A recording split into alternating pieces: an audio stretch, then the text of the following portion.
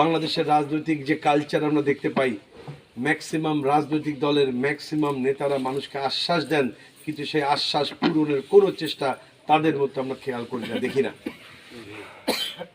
তাদের রাজনীতির বেশিরভাগ রাজনীতির মধ্যে বিষ মিশ্রিত, সমালোচনায় ভরপুর থাকে, ব্যক্তিগতভাবে আক্রমণ থাকে, একটি দল আরেকটি দলকে অপদস্থ করা, হেয় করার জন্য ব্যস্ত থাকে।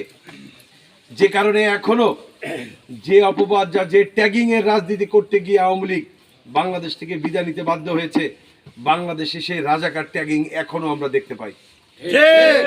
যারা এই প্রজন্মের, বিশেষ করে ঢাকা ইউনিভার্সিটির ডাকসু নির্বাচনে যে সমস্ত ছেলেরা বিজয়ী হয়েছে কিংবা অংশগ্রহণ করেছে কিংবা ভোট দান করেছে, তাদের বয়স কত?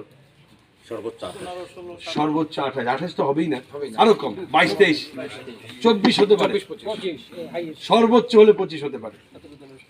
এই 25 বা 24 বা 22 বছরের ছেলেদেরকেও কেউ কেউ তাদের নির্বাচনে বিজয়ের কারণেও তাদেরকে রাজাকার বলে আখ্যায়িত করছে। এটা হলো দুঃখজনক। এই ট্যাগিং এর রাজনীতি, এই অপপ্রচারের রাজনীতি, এই প্রতিহিংসার রাজনীতি যতদিন বন্ধ না হবে ততদিন এই দেশের মানুষের ভাগ্যের উন্নয়ন হবে না।